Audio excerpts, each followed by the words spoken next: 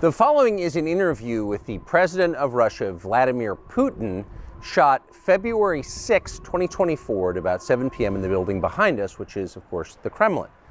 The interview, as you will see if you watch it, is primarily about the war in progress, the war in Ukraine, how it started, what's happening, and most pressingly, how it might end. One note before you watch. At the beginning of the interview, we asked the most obvious question, which is, why did you do this? Did you feel a threat, an imminent physical threat? And that's your justification. And the answer we got shocked us. Putin went on for On February 22nd, 2022, you addressed your country in a nationwide address when the conflict in Ukraine started.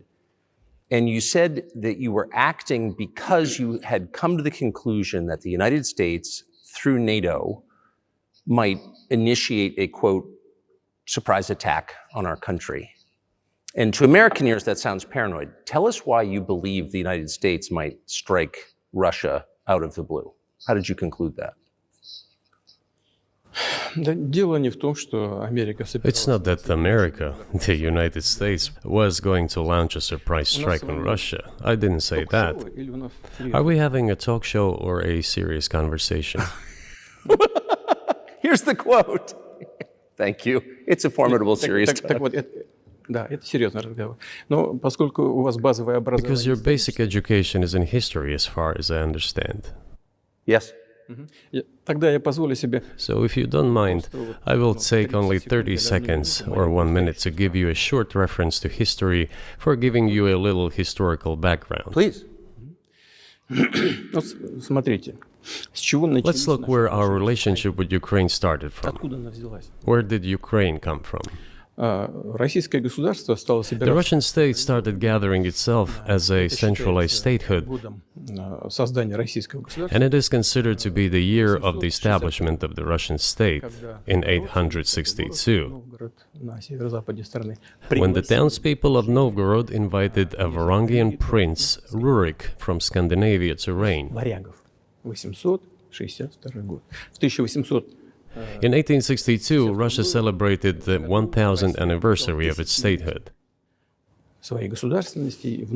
And in Novgorod, there is a memorial dedicated to the 1000th anniversary of the country.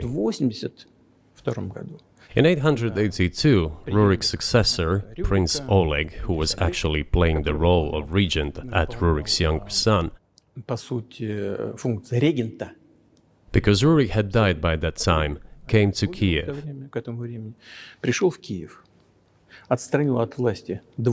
He ousted two brothers who apparently had once been members of Rurik's squad.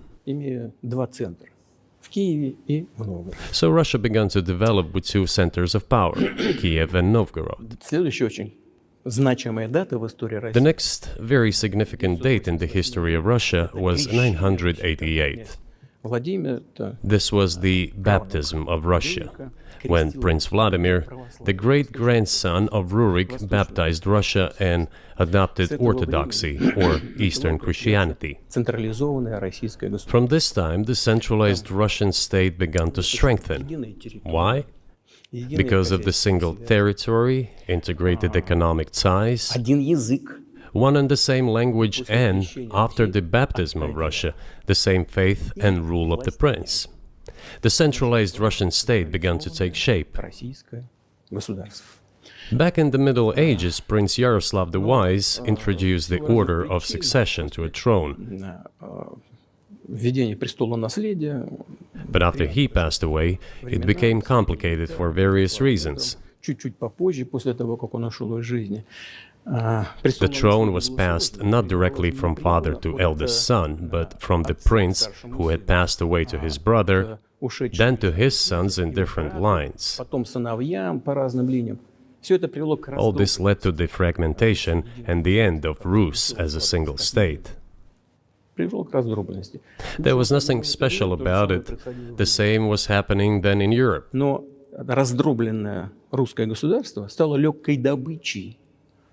But the fragmented Russian state became an easy prey to the empire created earlier by Genghis Khan. His successors, namely Batu Khan, came to Rus, plundered and ruined nearly all the cities. The southern part, including Kiev, by the way, and some other cities, simply lost independence, while northern cities preserved some of their sovereignty. They had to pay tribute to the horde, but they managed to preserve some part of their sovereignty. And then a unified Russian state began to take shape with its center in Moscow. The southern part of Russian lands, including Kiev, began to gradually gravitate towards another magnet, the center that was emerging in Europe. This was the Grand Duchy of Lithuania. It was even called the Lithuanian-Russian Duchy, because Russians were a significant part of this population. They spoke the old Russian language and were Orthodox. But then there was a unification, the union of the Grand Duchy of Lithuania and the Kingdom of Poland. A few years later, another union was signed, but this time already in the religious sphere. Some of the Orthodox priests became subordinate to the Pope. Thus, these lands became part of the Polish-Lithuanian state.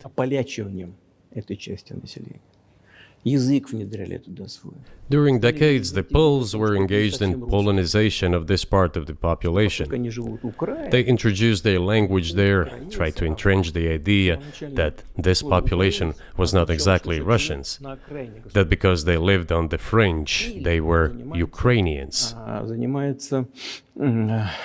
Originally, the word Ukrainian meant that a person was living on the outskirts of the state, along the fringes, or was engaged in a border patrol service.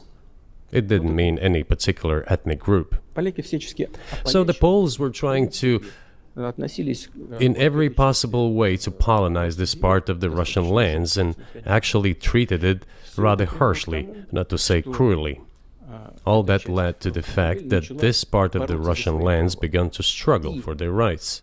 They wrote letters to Warsaw demanding that their rights be observed and people be commissioned here, including to Kiev. I beg your pardon, can you tell us what period? I'm losing track of where in history we are. The Polish oppression of Ukraine. It was in the 13th century.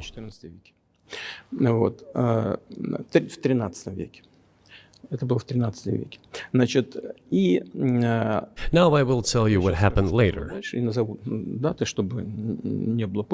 give the dates so that there is no confusion.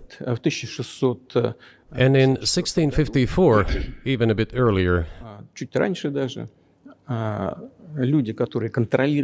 the people who were in control of the authority over that part of the Russian lands addressed Warsaw, I repeat, demanding that they send them to rulers of Russian origin and Orthodox faith.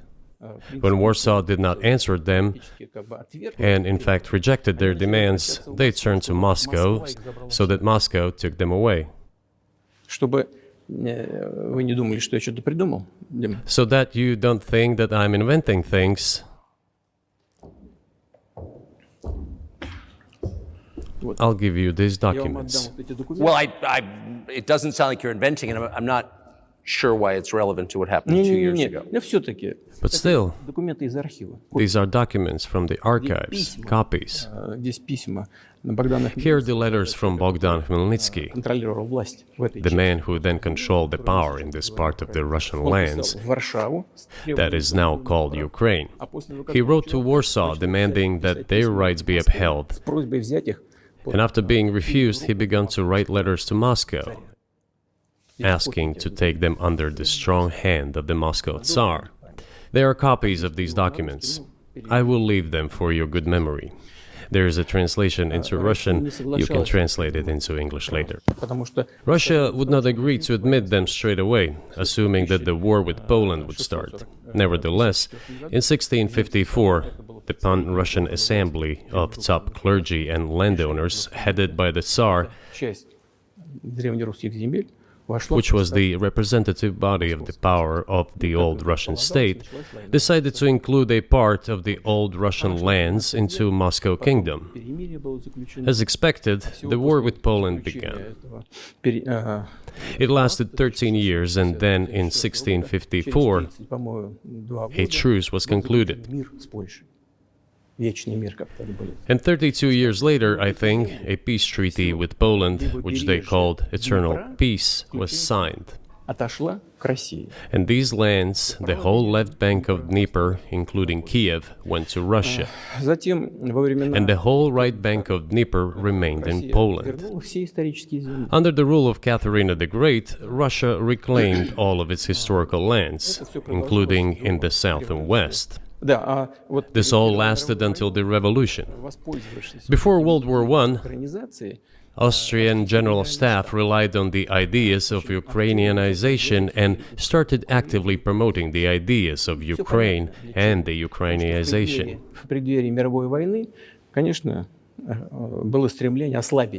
Their motive was obvious. Just before World War I, they wanted to weaken the potential enemy and secure themselves favorable conditions in the border area.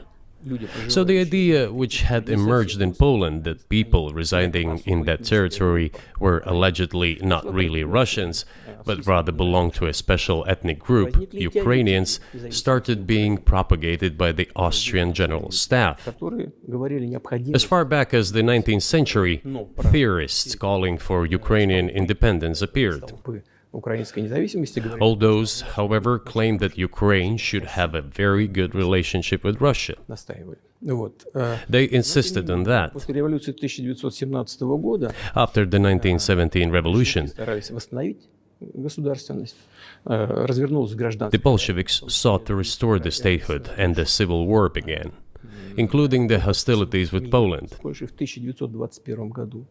In 1921, peace with Poland was proclaimed, and under that treaty, the right bank of Dnieper River once again was given back to Poland.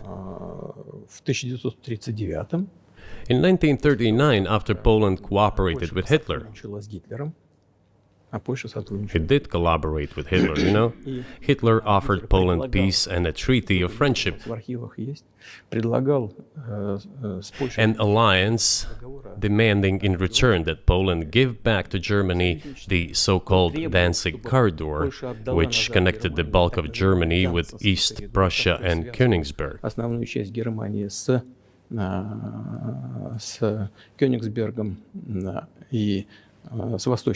After World War I, this territory was transferred to Poland, and instead of Danzig, a city of Gdansk emerged. Hitler asked them to give it amicably, but they refused. Of course. Still, they collaborated with Hitler and engaged together in the partitioning of Czechoslovakia. But may I ask you, you're making the case that Ukraine, certainly parts of Ukraine, Eastern Ukraine, is in effect Russia, has been for hundreds of years. Why wouldn't you just take it when you became president 24 years ago? You have nuclear weapons, they don't. If it's actually your land, why did you wait so long? I'll tell you. I'm coming to that. This briefing is coming to an end. It might be boring, but it explains many things. I just don't know how it's relevant. Good. Good.